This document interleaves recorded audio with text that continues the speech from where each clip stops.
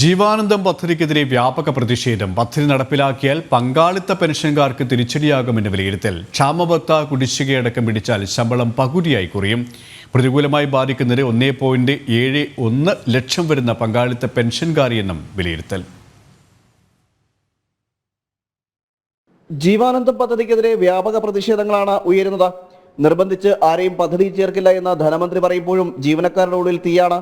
പദ്ധതി നടപ്പിലാക്കിയാൽ ഏറ്റവും കൂടുതൽ ബാധിക്കുന്നത് പങ്കാളിത്ത പെൻഷൻ അംഗമായ ജീവനക്കാർക്കാണ്.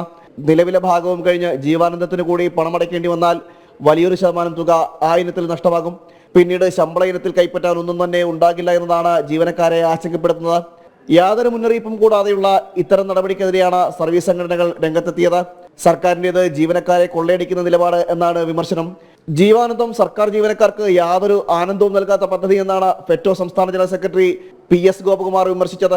ഇത് ജീവനക്കാരുടെ ആവശ്യപ്രകാരം സർക്കാർ പ്രഖ്യാപിച്ച പദ്ധതിയുമല്ല, മറിച്ച് നമ്മുടെ സംസ്ഥാനത്തെ രൂക്ഷമായ സാമ്പത്തിക പ്രതിസന്ധി മറികടക്കാൻ സംസ്ഥാന സർക്കാർ ജീവനക്കാരുടെയും അധ്യാപകരുടെയും ശമ്പളത്തിന്റെ ഒരു ഭാഗം തട്ടിയെടുക്കാനുള്ള ആസൂത്രിത ശ്രമത്തിന്റെ ഭാഗമാണ്. ബഹുമാനപ്പെട്ട സുപ്രീം കോടതി തന്നെ നേരത്തെ പ്രഖ്യാപിച്ചിട്ടുണ്ട്, ശമ്പളം ജീവനക്കാരുടെ അവകാശമാണ് എന്നൊരു പ്രഖ്യാപനമുണ്ട്.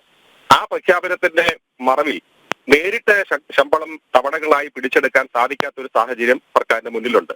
അത് മറികടക്കാനുള്ള ഒരു ഗൂഢ പദ്ധതി എന്നുള്ള നിലയിലാണ് ഇപ്പോൾ ജീവാനന്ദം എന്ന പേരില് ഈ ശമ്പള തട്ടിപ്പിന് വേണ്ടി സർക്കാർ മുതിരുന്നത് എന്ന് വേണം വിലയിരുത്താൻ.